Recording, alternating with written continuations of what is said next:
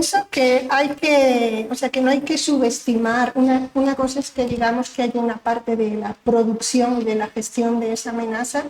y otra es desestimar los impactos, ¿no? Y hay que pensar, por ejemplo, que todo el ciclo de la primera ola de los gobiernos progresistas, así llamados en América Latina, todo el inicio del siglo XXI, acabó en procesos de desestabilización que se han seguido reproduciendo, ¿no? Y eso significó un golpeteo para el caso de Correa en Ecuador, de los Kirchner en el caso de Argentina, de Lula, ¿no? Que acaba siendo encarcelado incluso en el caso de Brasil y así en el resto de la región, ¿no? En el caso de Bolivia eso detona primero en un golpe y luego pues en eso que hemos conocido también de la propia fractura terrible, ¿no? del MAS. Y como tú decías, pues en el caso de México, desde que asume Obrador, el golpeteo es permanente, ¿no? Y pienso que una cosa que es importante, sin subestimar el potencial armado, la amenaza armada, la colocación de esos buques, etcétera, etcétera, son las otras herramientas de la desestabilización. Si pensamos en las concepciones de las propias intervenciones que tienen como base las concepciones de guerra, el escenario es un escenario multidimensional que incluye guerra económica, guerra social, guerra jurídica, guerra psicológica, guerra política, etc. Y que se usan de forma combinada y donde no necesariamente la herramienta de la guerra en su versión convencional armada es la preeminente y la que conduce a procesos más claros. Tal vez eso sucede así, mucho más para otras áreas del mundo, como lo que hemos visto en Medio Oriente, pero en el caso de América Latina ha sido altísimamente eficiente en lo que llevamos del siglo XXI y ahí es donde me parece que hay que poner el acento para no subestimar y también entender qué representa América Latina para Estados Unidos y para un Estados Unidos que enfrenta pues una competencia ahora sí muy seria por parte de otras potencias, donde China es claramente, todos los datos dicen, ¿no?, la gran potencia del siglo XXI, además de una Rusia que le hace competencia o que significa, ¿no?, un reto real en términos del potencial armado. Pero hay que pensar que además ese Estados Unidos que vemos actuar hoy, pues es un Estados Unidos con una severa crisis de hegemonía en un campo de una competición mucho más vasta que la que había siquiera hace 10 años, porque los acontecimientos son rapidísimos, de un capitalismo que requiere grandes cantidades de recursos estratégicos, no solamente para áreas tecnológicas como todo lo que tiene que ver con este capitalismo tecnológico como puede ser el litio, sino también la gran disputa por los recursos más tradicionales, ¿no?, como ha sido petróleo y gas, con los que todavía se mueve una buena parte del capitalismo. Y pienso que hoy hay que entender, porque tenemos frases que usamos, ¿no?, muy manidas, como América Latina es el patio trasero de Estados Unidos. América Latina nunca ha sido el patio trasero, ha sido un área geoestratégica en el campo de la geopolítica y geoeconomía estadounidense. Incluso en la década de los 90, cuando una parte de las propias... mucho más que el patio estratégico. Sí, incluso, te decía, en la década de los 90, una parte del propio Departamento de Estado decía que su área geoestratégica de referencia para lo que venía del siglo XXI era Medio Oriente, ¿no?, como colocación de los recursos petroleros, etcétera, etcétera. Pero cualquiera que mirara los datos entonces y cualquiera que los vea ahora se da cuenta de que eso no es así. Y no solamente por el tema del litio, ¿no?, donde América Latina tiene el 60% del litio del mundo, sino, si se acuerdan de aquella famosa entrevista de Richardson, que era la anterior comandante en jefe de Comando Sur,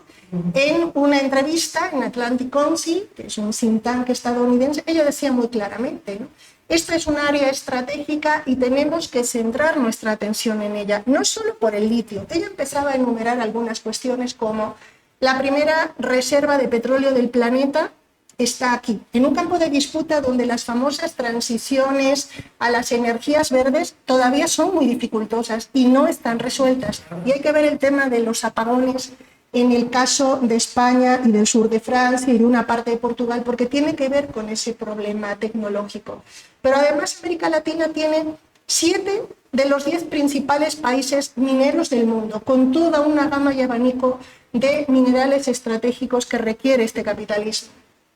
Es el gran reservorio de agua dulce del planeta. Sí. Tanto el tema de la triple frontera, ¿no?, donde hay una gran cantidad de reserva de agua entre Argentina, Paraguay, Brasil, más las reservas de agua de Colombia, que también es un país que tiene altísimos recursos acuíferos, México menos, pero también está el sur de México, y luego el gran reservorio del agua dulce congelada en la Antártida, ¿no?, que se supone que es la mayor reserva existente. Y podríamos seguir porque además América Latina es el principal reservorio de la biodiversidad del planeta,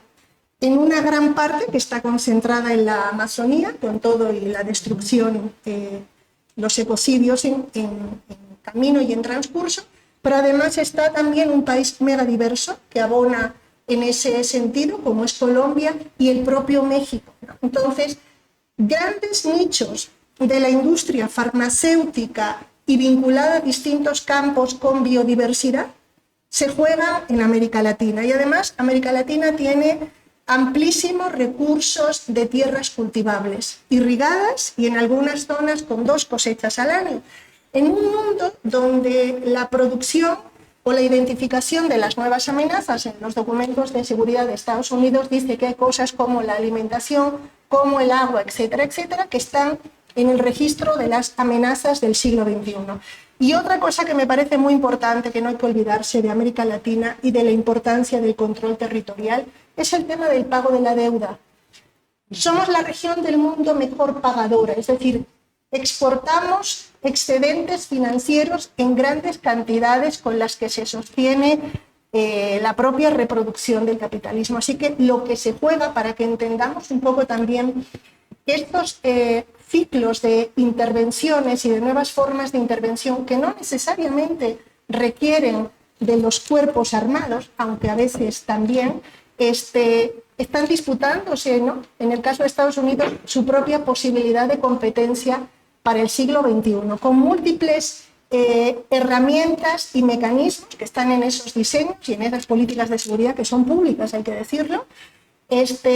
y que han tenido impactos costosísimos, ¿no? Si uno piensa en ese primer ciclo de los gobiernos progresistas y los grandes avances que se lograron hacer en términos de una relativa articulación de integración latinoamericana, tal vez como nunca antes en la historia, ¿no? Entonces, el golpeteo significa también poner en jaque esos avances, ¿no? Y otra cosa que también tendríamos que ver, y bueno, tal vez podemos un poco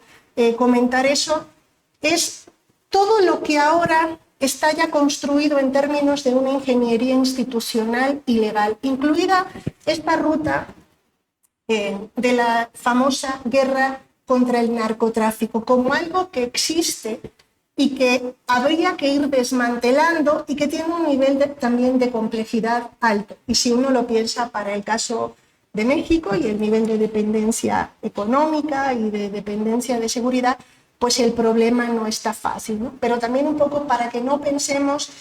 que la problemática desestabilizadora o intervencionista aparece ahora, porque tenemos el hecho que nos impacta más del fenómeno, digamos, de los buques armados o de la presencia de cuerpos armados, también como lo que pasa en la frontera México-Estados Unidos, sino como parte de un proceso que ya tiene una larga trayectoria y que, les digo, parte de esa estrategia de seguridad para la región fue construida en específico sobre el tema de la lucha antidroga, ¿no? Entonces, eso es una cuestión que creo que habría que revisar.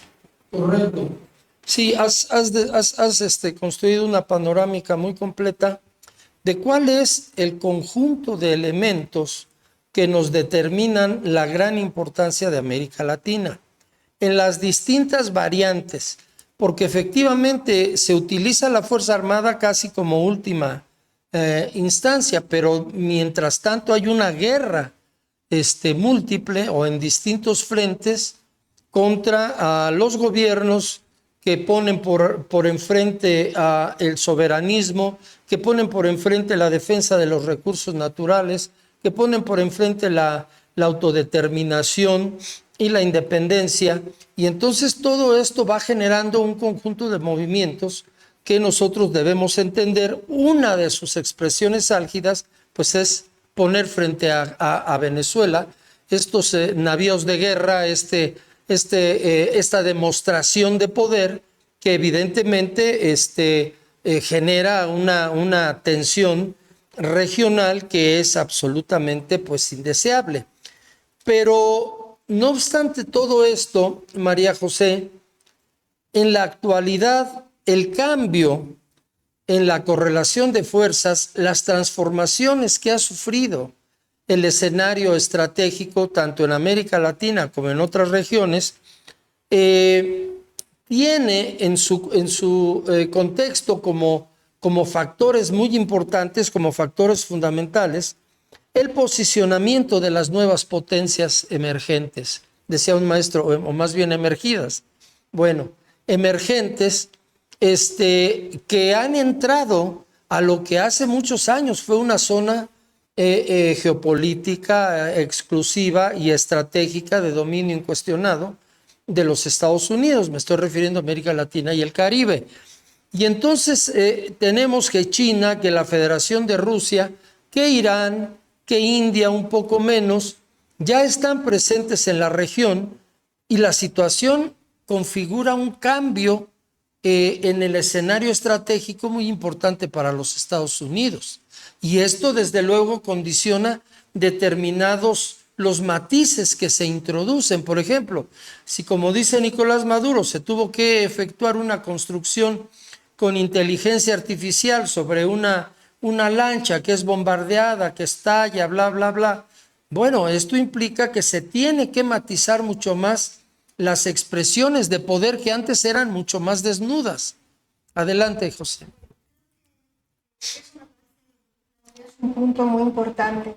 porque algo que tenemos que ver es, más allá del ciclo del presente, el ciclo, bueno, a lo mejor ni siquiera es mediano plazo, pero sí de mitad de los 70 para acá, porque se combinan dos cosas para poder entenderlo. Uno es el diagnóstico que ya planteaban los documentos de la trilateral sobre la propia crisis de hegemonía de Estados Unidos en el capitalismo de fines del siglo XX y qué es lo que habría que hacer al respecto, ¿no? Y que luego acaba plasmado en una serie de documentos, ahora podemos mencionar algunos, y que se combina con una reestructuración de la estrategia de seguridad, porque también coincide en esa temporalidad un poco más tarde con la caída, que eso que decíamos, ¿no? de ese enemigo tradicional del mundo de la Guerra Fría, y con el ascenso son muchas piezas, ¿no? que se van moviendo simultáneamente, con el ascenso de potencias reales como es la entrada de China, que ya se perfilaba en los 90 y que ahora es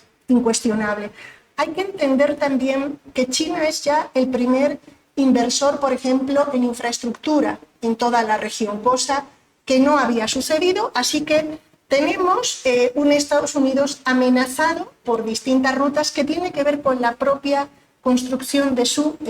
capitalismo y de su hegemonía en el mundo. Hay que entender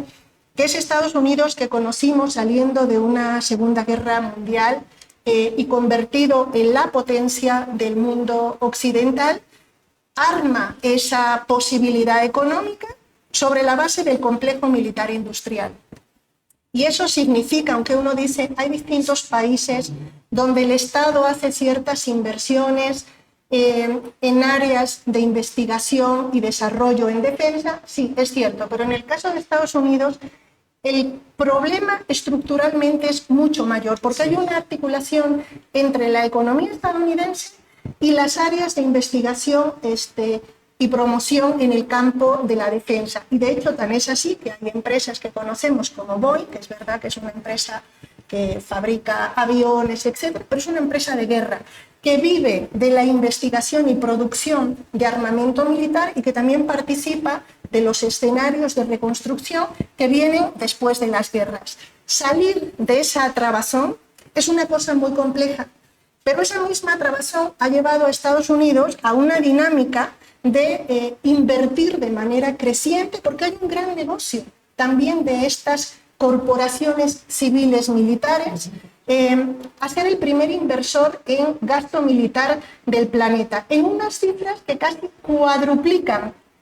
incluso uno diría más, al siguiente, de acuerdo a datos, por ejemplo, de 2023, a la siguiente región del mundo, que sería la Unión Europea. Hay que decir, entre paréntesis, que la Unión Europea no aparecería en ese listado en segundo lugar jamás si esos datos fueran de hace 10 años. Eso tiene que ver con su debacle interna y el arrastre en la política estadounidense. Pero en el caso de China, China invierte una cuarta parte y ha ido aumentando. O sea, esa cuarta parte en relación con Estados Unidos en gasto de defensa es algo de la presión, ¿no?, y del proceso de competencia impulsada por Estados Unidos, que vive sus relaciones internacionales desde la agresión y la amenaza permanente. Pero eso ha llevado a Estados Unidos no solamente a ser el primer país del mundo en términos del gasto militar, sino que además es parte de su propia condición de crisis económica que ha ido profundizando, porque depende de ese nivel de inversión para reactivar áreas que a su vez le generan muchos problemas. El tema que plantea Trump, ¿no?, en relación con los aranceles tiene que ver con ese proceso de endeudamiento. Hay que entender que si el presupuesto de defensa de Estados Unidos para 2025 ya es de $1 billón de dólares, el nivel de deuda que eso ha ido generando, junto con otras dificultades y contradicciones, es tan alto que Estados Unidos ya paga más por el servicio de su deuda que tiene que financiar. Lo que pasa es que hasta ahora era el país hegemón que controlaba además el mercado del dólar y la propia producción del dólar, etc. Eso hoy está en veremos y cada vez hay más países saliéndose de ese patrón dólar en los intercambios internacionales. Pero a lo que voy es que Estados Unidos sí tiene un problema gravísimo y real. Miren, si uno revisa, por ejemplo, los datos sobre deuda nacional, yo les decía, ya es un dato monstruoso el de un gasto militar de $1 billón. Pero es que, por ejemplo, la deuda nacional está, que es la deuda del Estado, ¿no?, tanto del Estado federal como de los estados, está en más de 35 billones, en 35,6 para el año 2024. Hay que financiar ese gasto de deuda que se ha ido escalando permanentemente y que lleva a explicar problemas de del propio funcionamiento de la economía estadounidense. Estas cosas que se han hecho tal vez cada vez más públicas en el contexto de los medios en los últimos años, desde la llegada sobre todo de este último año de Trump, pero incluso ya con Biden, pues es que es un país que tiene déficit comercial en todas las áreas, ¿no?, déficit de cuenta corriente, bienes y servicios, etcétera, y que ha ido perdiendo su propia competitividad industrial en todos los campos, salvo en el de la industria militar, que está atada a este circuito de endeudamiento, de problemas de financiamiento del endeudamiento, y que si uno revisa el documento de campaña de Trump, sus 23 páginas o 22 páginas, sí es cierto que habla de reindustrialización del país, pero también es cierto que vinculada al sector de la defensa, y eso significa, es un poco como la huida hacia adelante, es profundizar más de lo mismo, como las arenas movedizas. ¿Eso a qué conduce? Conduce a una situación interna de crisis muy grave. Si Estados Unidos no fuera una potencia imperial, o la potencia imperial que ha sido de la segunda parte del siglo XX, si no tuviera todavía una parte del control sobre el patrón dólar como moneda de refugio, intercambio, aunque ya muy lesionada, sería un país en default. O sea, sería una economía en ruina, ¿no? Y otra cosa un poco que quisiera agregar a este escenario de contradicciones muy profundas es el tema de cómo, parito a este intento de reconstrucción de su propia hegemonía, que te decía desde mitad de los 70 estaba en el campo de preocupación, es que cambió, ¿no?, su propia estrategia de seguridad, que la hace una estrategia no solamente de amplio espectro en función del uso de los cuerpos de seguridad, de fuerzas del sector militar, de la fuerza aérea, de la armada, etcétera, sino en un sentido de lo multidimensional y con una concepción de guerra, que pienso que esa es la que el ciudadano tiene que tener alerta y presente, porque la concepción del enemigo que se modifica también modifica la propia concepción de guerra. Y en esa modificación, Claro, la guerra no pasa a ser necesariamente por antonomasia guerra armada, y ahí están todos los documentos de producción, ¿no? Por ejemplo, si uno revisa documentos y producción de inicios de la década de los 90, ¿no? El eje es guerra cultural. Cuando se habla de guerra de cuarta generación, el tema es los niveles de competencia y del triunfo de la guerra en los escenarios del siglo XXI no pasan por la guerra armada. Es verdad que hay escenarios de guerra armada, eso no significa que esta dimensión de la guerra va a desaparecer, y además tiene que haber, como diría Harvey, destrucción creativa. Tiene que haber algún lugar donde se usen las armas para seguir produciendo armas porque hay un nicho en términos económicos. Pero lo que ellos van a señalar es que parte de la gran pelea es guerra cultural. Y esa guerra cultural se va también a ir reformulando en términos del reconocimiento de los territorios, de sus poblaciones, del factor y de la importancia del levantamiento de inteligencia. También por eso una parte de la estrategia de seguridad hemisférica de América Latina está construida, si uno revisa ASPAN o antes Iniciativa Mérida, Plan Colombia, etc., sobre el intercambio de información. O sea, eso está en lo poco que conocemos de ese tipo de acuerdos, y además está el tema de la disputa por la población civil, la disputa por el sujeto y cómo el sujeto toma o no ciertas decisiones, que pienso que es algo más complejo que guerra híbrida, que es guerra neocortical. O sea, es el nuevo ciclo, dirían algunos especialistas, de la disputa por la mente y los corazones, porque el eje de esa concepción de seguridad que Estados Unidos comienza a diseñar ya en los 80 es una matriz de seguridad interna construida sobre contrainsurgencia, no sobre la vieja contrainsurgencia. Alguien que es un especialista y también es asesor, como es Phil Cullen, y que tiene un texto muy famoso que se llamó Los tres pilares de la contrainsurgencia, él dice, dejemos de imaginar que la contrainsurgencia son esas guerrillas de la década de los 80. La contrainsurgencia implica cualquier actor o potencial actor. Eso también cambió la concepción de guerra, que no es la amenaza real, sino la potencial amenaza frente a la que hay que actuar. Y él va a decir, el abanico es grandísimo, eso incluye, va a decir textual, familias, tribus, organizaciones, asociaciones civiles, y uno lo puede llevar a lo que es, claro, a lo que es el contenido de lo que hemos visto durante toda la década de los 90 y también en lo que llevamos del siglo XXI para Estados Unidos, para el mundo occidental europeo y también para América Latina. O sea, la propia legislación y las instituciones incorporaron esas definiciones de estas insurgencias que al final acaban criminalizando, y en América Latina lo sabemos muy bien, criminalizan la protesta y criminalizan la pobreza. Y esa es parte de un gran desafío, que a lo mejor en otro momento podemos ahondar